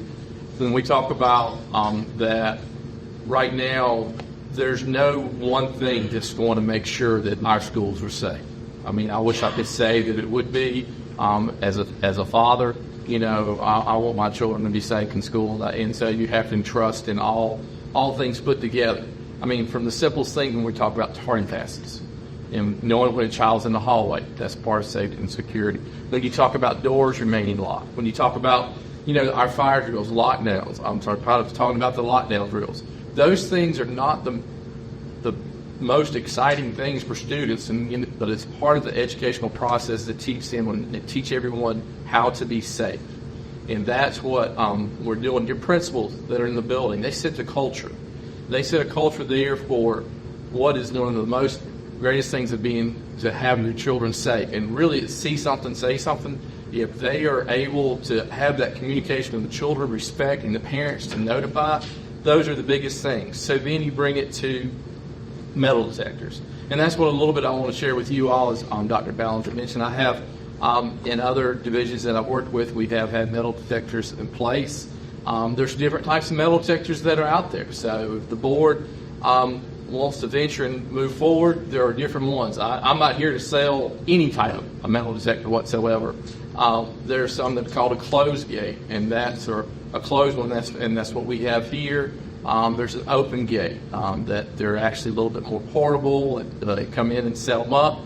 And the cost can range anywhere from a couple of $1,000 to astronomical amount, just depending on how what you want to get involved with that. But to talk to you and let you know about the metal detectors, as I said, there's walkthrough. There's one called Open Gate. There's also now an AI gun detection system too that actually utilizes cameras that are in the building, but the gun has to be visible. It detects it, sends a notification, all those things.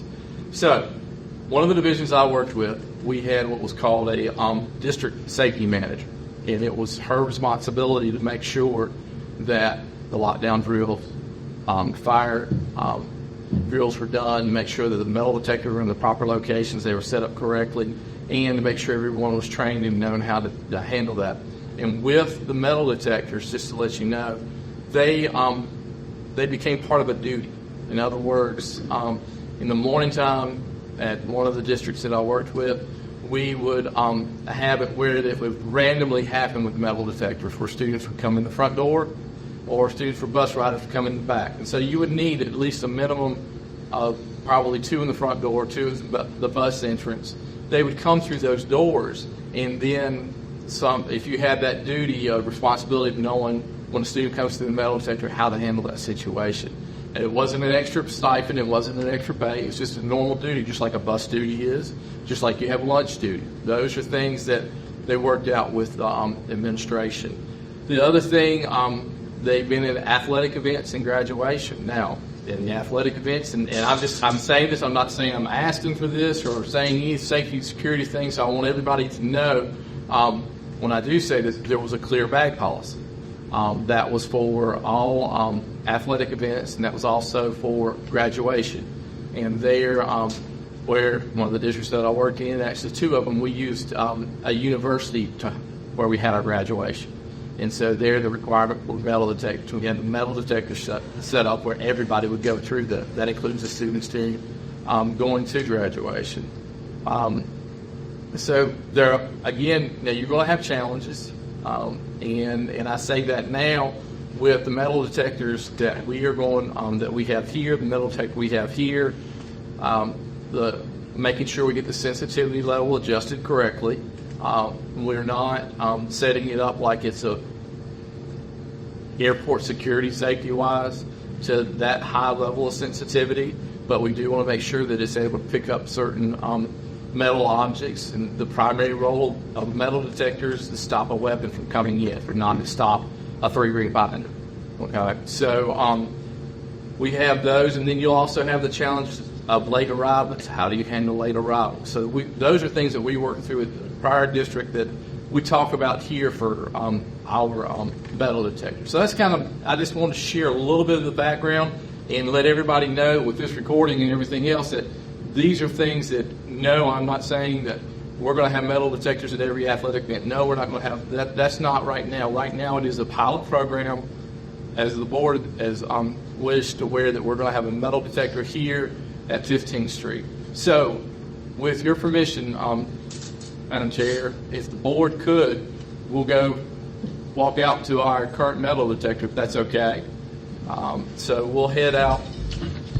And I just want to kind of talk to you about it, let you see it. I know everybody's standing up checking your pockets right now. I'm not going to ask anybody to walk through it. And please feel free to ask me questions too as we do, guys. You send them up to it. You guys lock there is even worse. You don't have to be busted for all. Do you get student college? But I got my principal and I'm heard my video and everything you're doing yet. Oh, 100%.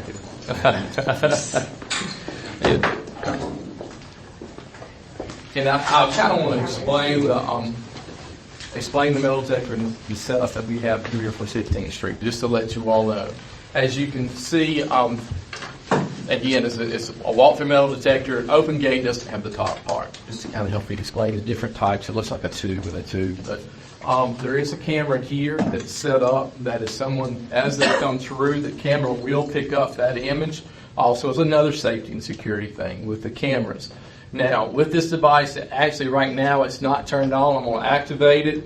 The way it'll be set up, and again, we're still, we'll let you know up front, we're still making sure we get the sensitivity set correctly and working on it. So, if you don't mind grabbing that, come this way, sir. And it needs to be a little bit further away, so it won't activate. Yes, we don't want to set it up. All right, so make sure, you know.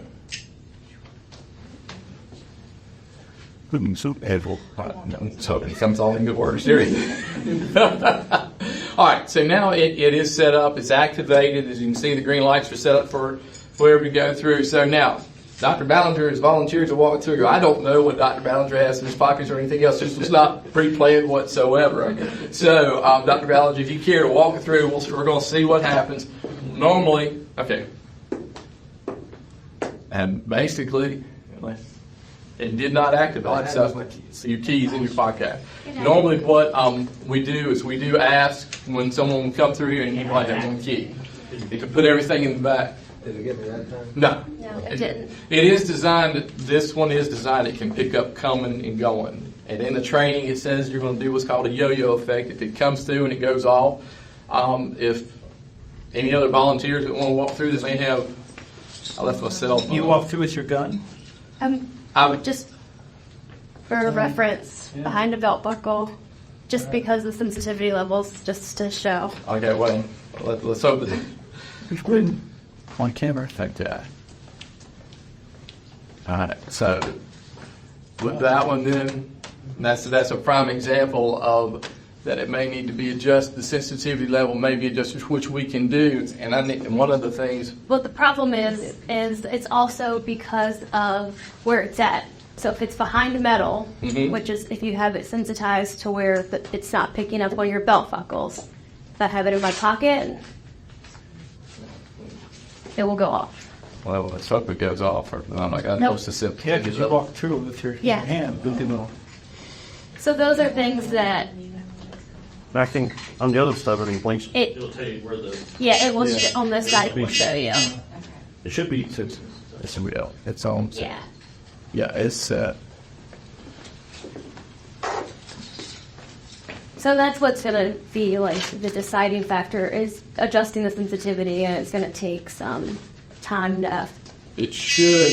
I got it. So see there, and it activated. So then it shows there. It showed there where it was. Yeah, and that's what's going to take the time. Where Yes, ma'am. If it would be lower, it's supposed to light up lower. No. So there, it's clear. So I just showed you what I was sneaking on. Okay. But if it's down low, like you can see, you'll be able to see like on the sensor like where it's at. And it's the same like in the courthouse. Like if you look along the sides, it will actually it wouldn't. It's not like totally off field, but put it in my shoe there. So it says it probably won't hit either. Yeah. So with that said, what we need to do, there's different sensitivity levels. So we've got to work through to make sure that it's set appropriately. And I just reached out and started trying to do today. Yeah. And that's what we have to play with it. So you haven't set the levels yet. You're going to No, we're working on that. all the different Show you spots that. because obviously we want to make sure that if they're tall, short, anywhere on their body is going to pick it up. Yeah. And it's that's fun to look what you're looking at. I'm looking up here. There's a way to set the sensitivity level and change it that I can do. Right. I was just sitting here trying to think if I can do it while everybody's standing here, but I didn't know. Yeah. That takes a little while. Choose the code. So it's just some different ways, but if you Have lots of practice runs. yes, and it should like in the glow. That's what I'm going to pick up. It should. Go. It's not gonna pick up on the phone because it's too low. But see how it goes down there, or if it's up higher. It did when you did it. So it will show the person on that side, the area, whether it's high, medium, or low. So that you know when you go into your secondary search, you know which area to hit on. And the whole procedure would be if it does go off the first time, you ask the person to step back through removing metal optics.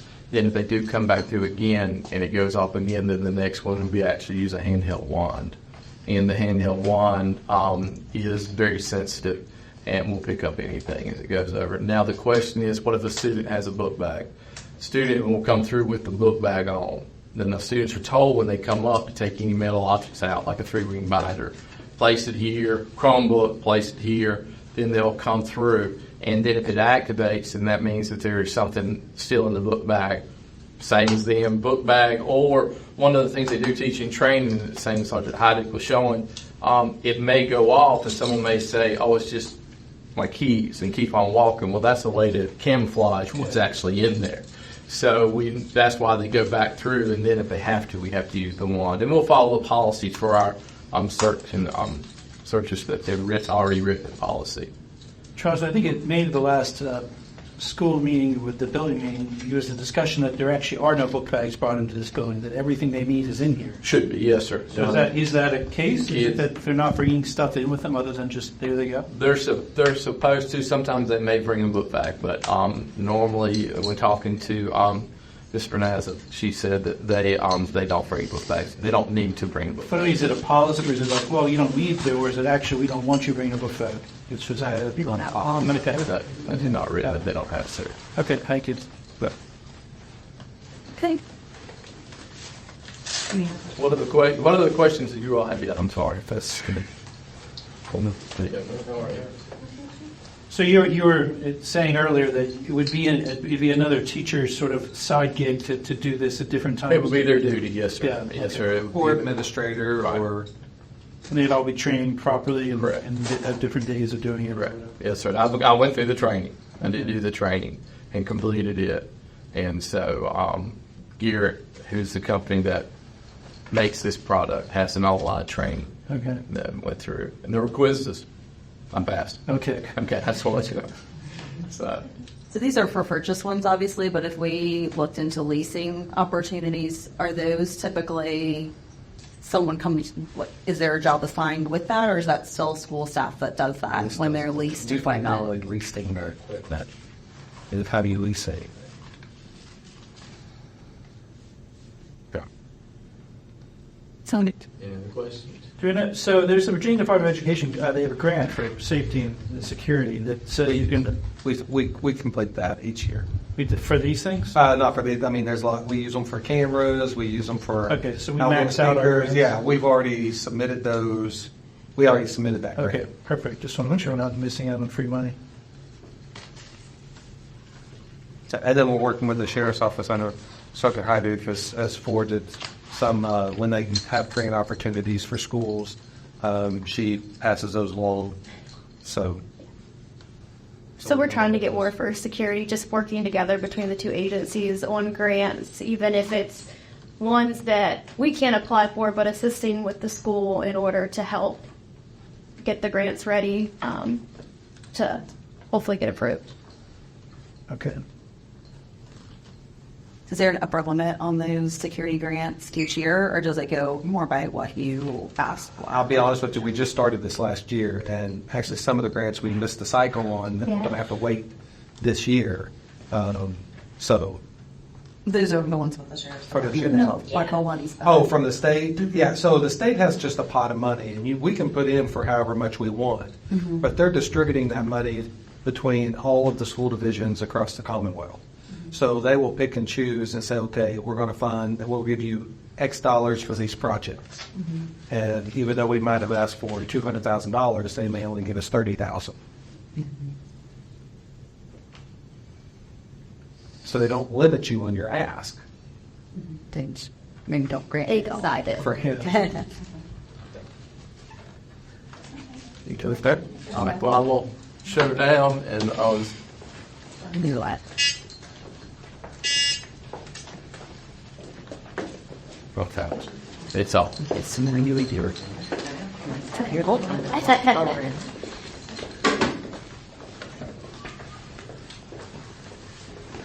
Did like. I'll miss something. You're good at corners. No, we'll follow to you, Eden. I was like, we can use so, yeah. It's harder to get.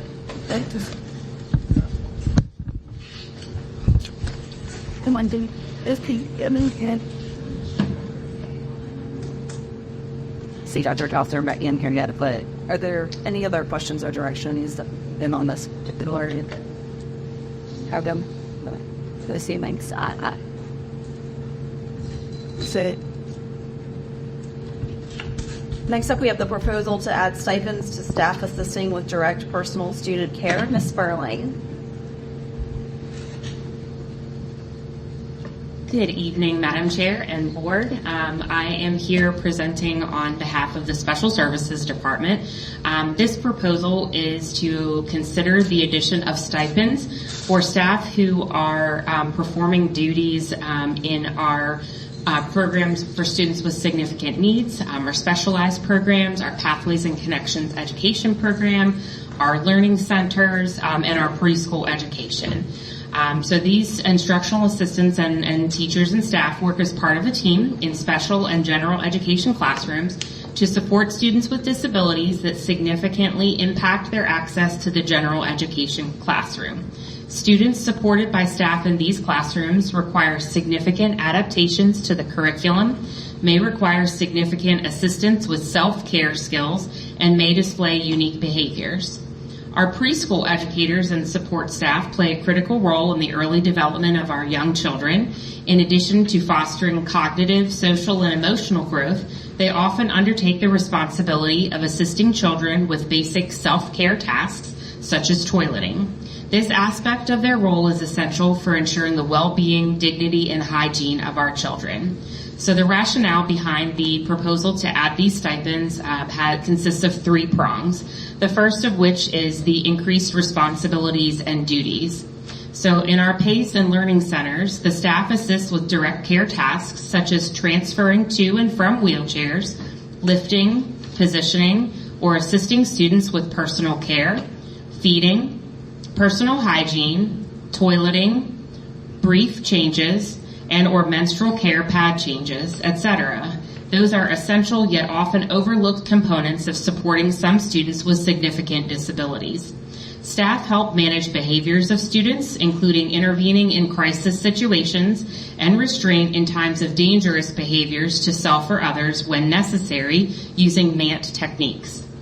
Staff supervise students with disabilities throughout the school day, both inside and outside the classroom, including inside the classroom, lunchroom, electives, transitions, bus, and playground duties. Many of those staff work through their planning, through their lunch, supporting our students as they are scheduled to assist the students' needs throughout the day. The majority of our students being supported in these specialized programs are not able to be unattended even for brief moments or during specials, electives, or recess. So these tasks exceed the responsibilities of those special education staff who support students primarily in general education classrooms. Providing a stipend would acknowledge that additional time, effort, and care required for our specialized programs. In pre-K, assisting with toileting is an essential but often overlooked component of early childhood education. This task requires staff to go beyond their teaching responsibilities, often interrupting their regular duties to assist a child. Providing a stipend there acknowledges the additional time and effort and care required. The second prong to this proposal is the health and safety considerations. So toileting assistance and other direct care tasks involve maintaining a high standard of hygiene to prevent the spread of infections. Staff members must be trained in proper hygiene practices. They use protective equipment and ensure that the facilities are clean and safe for all of our children. The stipend would recognize the importance of these health and safety responsibilities. And the third prong is the emotional and physical demands. Helping individuals with toileting can be physically taxing, involving lifting, bending, and prolonged periods of standing. It can also be emotionally challenging, especially when individuals are not yet fully toilet trained, are anxious about the process, and or not able to independently manage menstrual hygiene. The stipend would serve as recognition of these challenges and the care required to handle them effectively. So page 2 of this document in board docs details the number of staff in each of those programs that are proposed to be considered for a stipend and the proposed cost. May we answer any questions for you, or are there anything that you'd like us to look into for this discussion? So for the hygiene and everything, I know you said the staff are all trained. Is that something I would like to just ensure that that's documented? I'm assuming our nurses probably do that at each site. Are they the ones who do the hygiene? Ms. Lee, do you want to step forward? I know that the training was provided, was it by our nursing staff? It was not. It was in collaboration, but our specialized program coordinator, Recruitment, and then also with Jessica Vaca, our creative services. So they're doing the training? Mm-hmm. Okay. Yeah. So do they document it? They did. And then every year, is it done every year? Because just to, every year that new staff come here and document that It training? was done this year. I can't speak for the other years per se, but it was done this year. It is documented. It's a signed document. And, all those that received the training did sign that document. I think it would be important to make sure that's done every year because I think that is a very important aspect, hygiene and helping our students no matter where they are, if they're pre-K or, just having that every year is just one important factor. I do think that's a very good part or valuable piece of having Scott and also just an Erdman as a member of our team. So they're providing those types of oversight into those programs that maybe some of us that are providing oversight of other things don't necessarily get those details. So I do think it's really good, an advantage of having those two individuals. Now, one thing that's also not listed here because, what you see are for the PACE, the learning centers, and our pre-K, but we've also seen an increase in just our kindergarten students coming in, our regular ed students that are not potty trained yet, and so we have staff that are doing that. So we would need to, we would look at identify a regular ed staff member that would help with those students that don't fall under the special ed or the pre-K category. So we would look at those schools that, okay, I have 3 students, we need to provide a stipend for somebody to help and assist with this. And if a school doesn't have it one year, then there's nobody that you're giving a stipend to that year. But we would need to look at that on an individual basis at each of the elementary schools, depending upon maybe how many they may have that year. That was going to be my question on this because you have very specific numbers and breakdowns for each school. So these numbers do or do not include what you're trying to break down? No, that would at least be another 5,000. If each elementary school had to have a regular ed staff member provide these services, then you would have another 5 to that. Yeah, what's listed there is based on the current staffing in each of those schools. And we felt like this was, in our continuous approach looking to improve and support our students with disabilities, this is a way to not only attract staff to our division because we are recognizing the additional work and support that they're doing, but for our staff who've been with us for years and years, it's recognizing the work and the commitment that they have and staying with Warren County, which will provide that stability, which is great for our students. And this isn't uncommon. I mean, other Correct. divisions do offer hygiene pay when you are providing that level of service for students. So I know that this is not uncommon at all. And now, the one thing, of course, this was not budgeted for. So you may ask, where is this going to come from? So we would have to look at teacher turnover. We would have to look at lag pay. We would need to look at those things. Because if, still the board needs to be, keep in mind that, we have this looming payout coming up at the end of this year for unused sick days that was not truly budgeted for as well. So, those things can add. And this is just a suggestion, thought, discussion piece. For pre-K, instead of having, I'm assuming 2 teachers and 4 IAs, I'm just using the first one, E. Wilson Morrison. Is that 2 classrooms, 1 teacher, 2 IAs in each classroom? Would it be an option to maybe start out, because our money is tight, we could, I don't know if we've dug down to the numbers, so how many of the students that they provide for need that totally, additional support? But instead of, paying all of them, maybe just doing the IAs at first and then adding the teachers in later, I don't. And we can look at that. So here's one thing we do. Do all 4, and I totally get that, because when, you have 4 kids, everybody needs something, but also you have 3 people in a classroom. Do you need to train all 3? At least if you train 2, because if one's absent, to start out with, to be a little bit more conservative financially. And we can definitely look at that, because one thing you just hit the nail on the head as far as if we have somebody, say we just train 1 person, that person is absent. ESS, when their subs come in, they cannot do that. Correct, yeah. So that means we're trying to find somebody else to come into that classroom to continue to provide those services, because that is outside the scope of our contract with our ESS employees. So a sub cannot provide that. Or if you did all 4 of the aides, that way in one classroom, maybe they're out, the other aide can come over, and support during those things. I mean, that might be a way to start out a little bit more conservatively financially, but still provide for all the needs.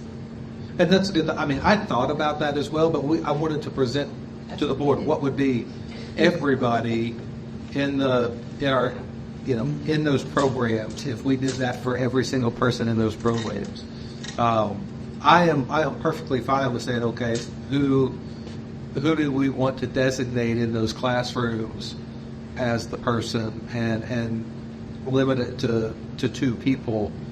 And the only reason I was agree with suggesting the IAs and not the teachers is because that way you're not pulling the teacher from that instructional piece, because those, this need can happen at any certain time of the day. It's not just the morning after lunch and at the end of the day, but that way too, if we're just not, we wouldn't have to pull the teacher out from that instructional piece. That support person could do that as well.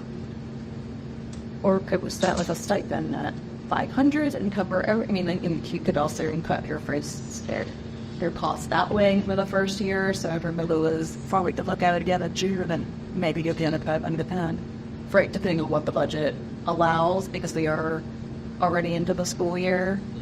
That way everybody.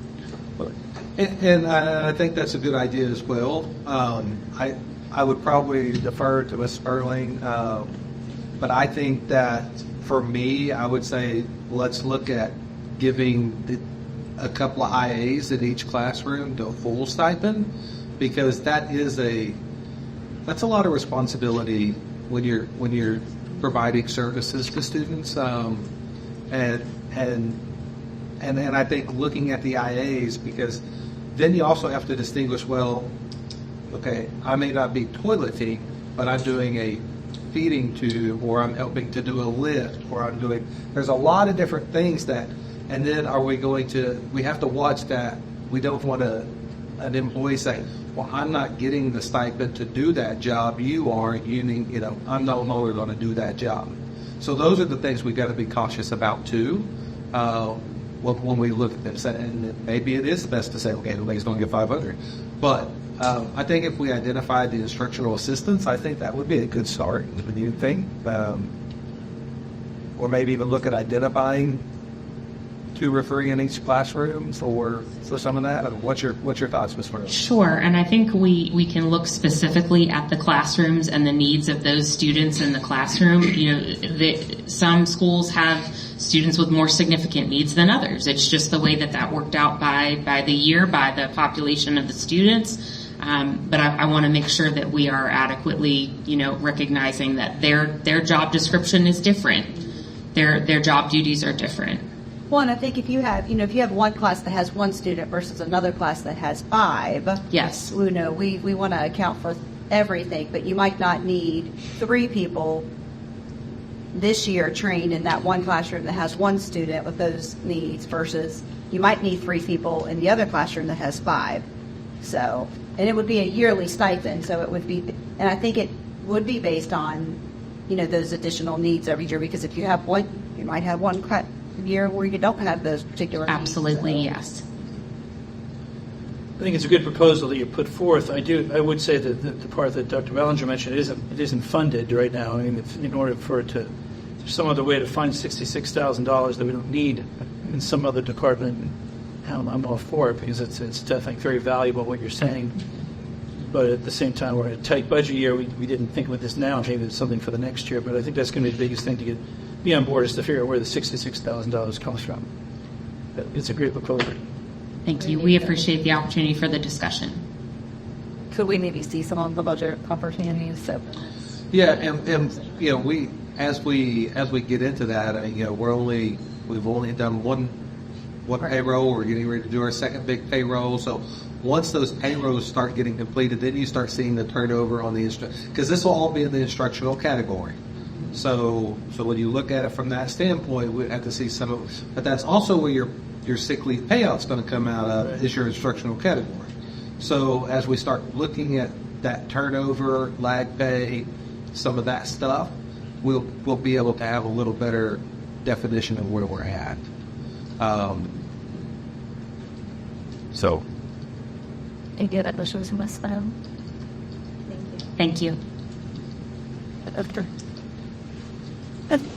Next up this evening, we have a Proffers and Advisory Committee. And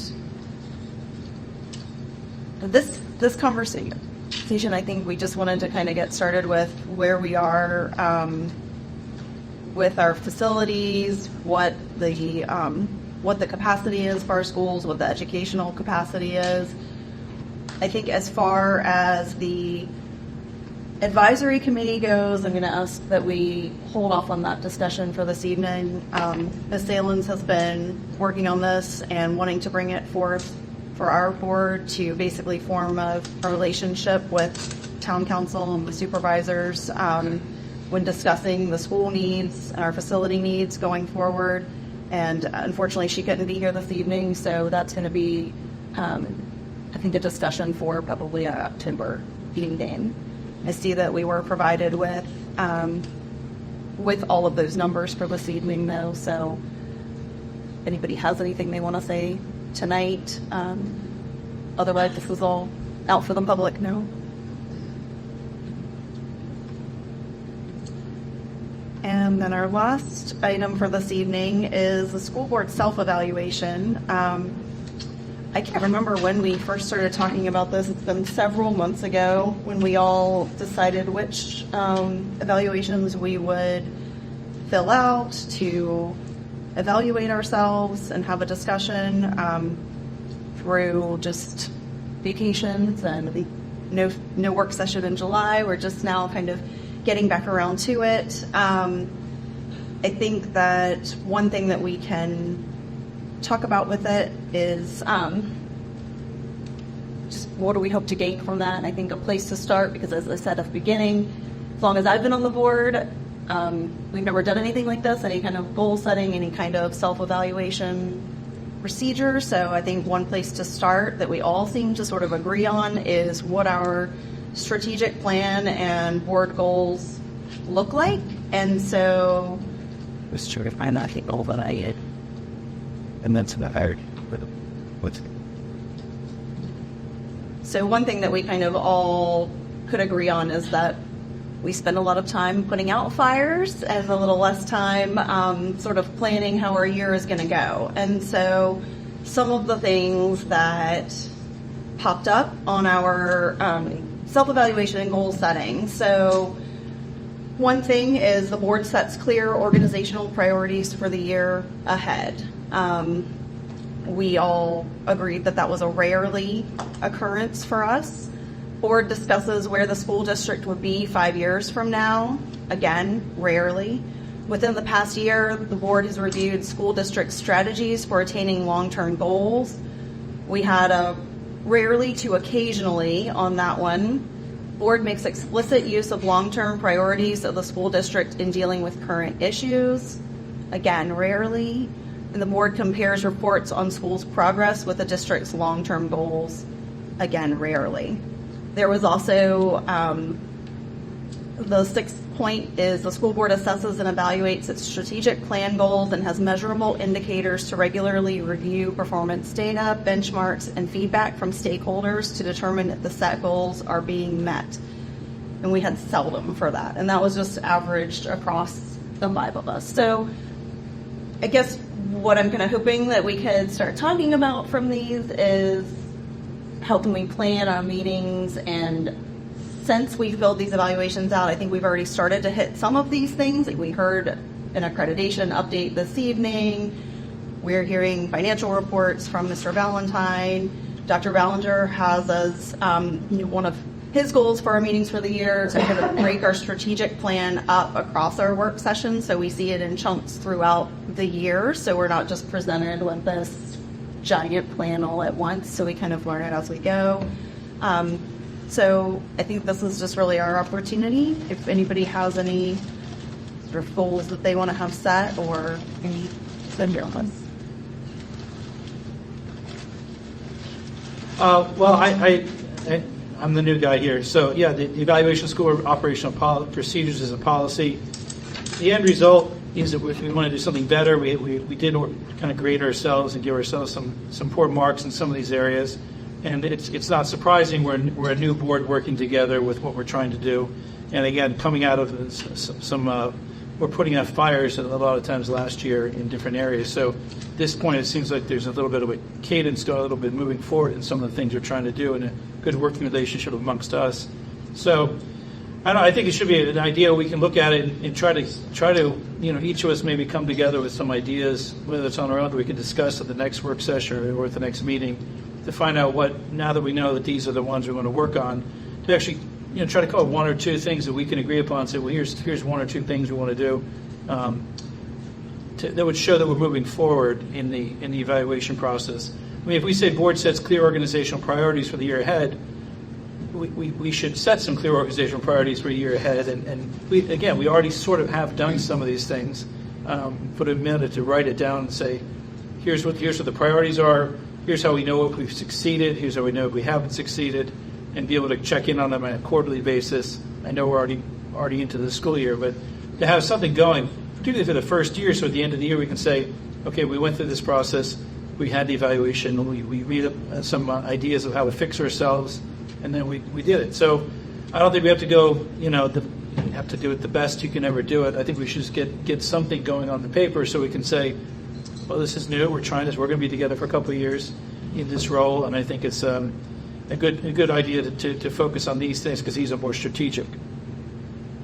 Well, and I think some of them fit with the item that we just sort of skipped over just now, where we're talking about our facilities planning and what the schools are going to look like 5 years from now, because we haven't really discussed that publicly with where the capacity are with our elementary students. So that's going to fit together as well in that kind of solid conversation. Anything else like they need? I agree. So maybe we all come back with a couple of key points for each of these. Yeah, I think that's a good idea to have a couple on each of them and just see what it is. We can discuss which ones sound good or however it works. We could do it for our October work session in that way. Sounds good. Do that. Thank you. Appreciate it. And next, if someone you could please read us into closed session. We'll fix this, right? For Sunday. That's done. This motion is made that this open public meeting of the Warren County School Board become a closed meeting pursuant to Virginia Code Section 2.2-3711. The school board desires to discuss the following matter in closed meeting. Section 2.2-3711A1, discussion, consideration, or interviews of prospective candidates for employment, assignment, appointment, promotion, performance, demotion, salaries, disciplining, or resignation of employees of the school board. Specifically, the personnel report addendum, employee number 202405001-1, and Section 2.2-3711A7, consultation with legal counsel and briefings by staff members or consultants pertaining to actual or probable litigation, where such consultation or briefing in open meeting would adversely affect the negotiating or litigating posture of the public body, and consultation with legal counsel employed or retained by the public body regarding specific legal matters requiring the provision of legal advice by such counsel, specifically the NEPTAD easement. Is there a second? I second it. Before we do roll call on that, I just want to add one little thing that, one, we appreciate the Royal Examiner recording our work sessions. They do leave when we go into executive session, so I spoke to Mr. McCool, and they're going to be attaching on the video that our school personnel records to the end of those videos, like when it's available, so there's probably some delay there.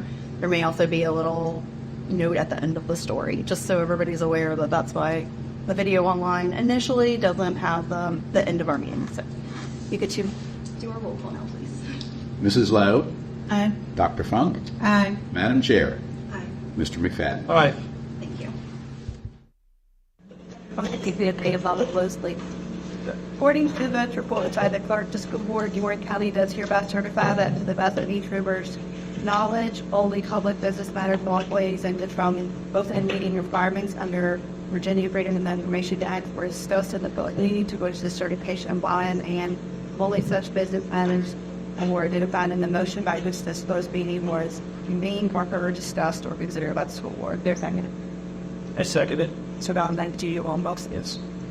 Mr. McFadden? Aye. Madam Chair? Aye. Dr. Funk? Aye. Mrs. Salo? Is there a motion? I move that the personnel report and the personnel report addendum be approved as presented. Is there a second? Second. All those in favor, aye. Aye. Opposed, nothing.